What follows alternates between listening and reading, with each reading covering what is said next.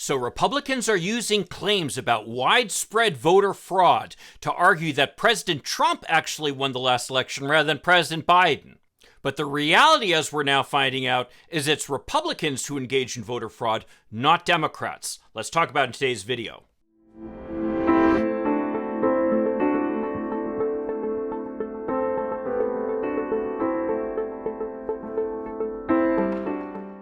Hi, I'm Mike Greiner. I'm a lifelong Democratic activist who's concerned about the direction our country is taking. If you share my concerns, maybe you could like this video and subscribe to this channel, maybe even click that little bell that will notify you when I post something new. So after the 2020 election, Texas Lieutenant Governor Dan Patrick, who's a strong supporter of Donald Trump and a purveyor of the big lie that Donald Trump actually won the election, offered up to a $1 million bounty to anyone who could show proof of voter fraud. Well, recently he had to pay some of that money out, $25,000 in fact, for proof that one person had voted twice in the election. Who did he have to pay it out to? He had to pay it out to a Democrat, because it turns out that the person who voted twice was a Republican. Now, as always, I'll post links to the articles down below.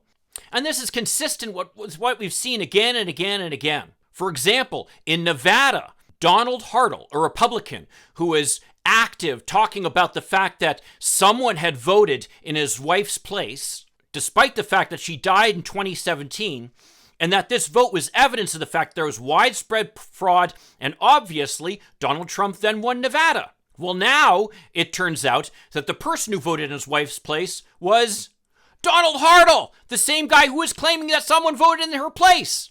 He's now facing counts of voter fraud. And then, of course, we have the 2018 election where Republican Mark Harris, a right-wing MAGA supporter, ended up harvesting ballots on behalf of his campaign. That's essentially going to places and gathering together absentee ballots from other people, something that's illegal, by the way. Well, again, it was the Republican who was committing election fraud, not the Democrat.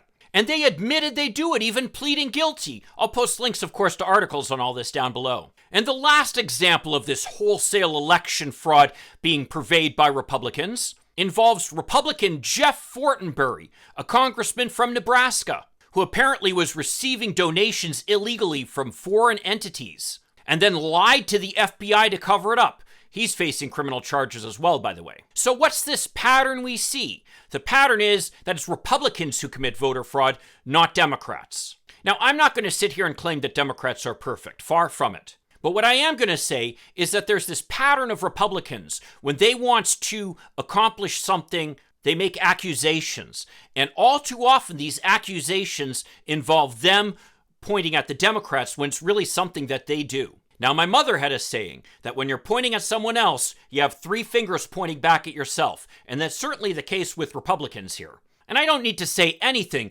about the outrageous efforts of Republicans to gerrymander congressional districts to make sure that Democrats are unrepresented.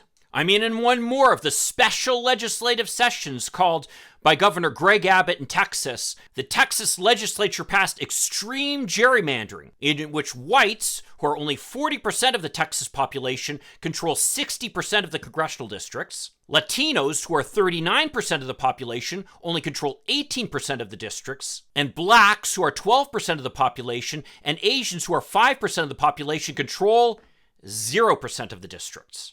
Gee, I wonder which party is going to benefit most from that gerrymander. The sad truth is it's in Democrats' hands right now to try to address some of these problems.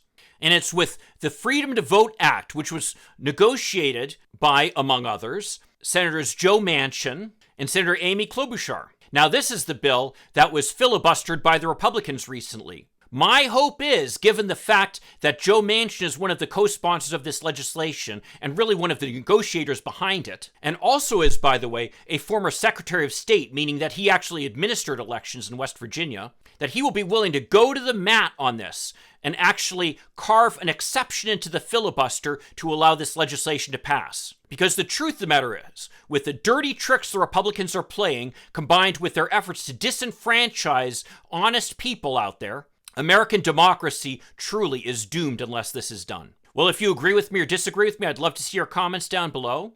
And if you could provide me a like and maybe subscribe to this channel, that'd be a huge help. I'll see you in the next video.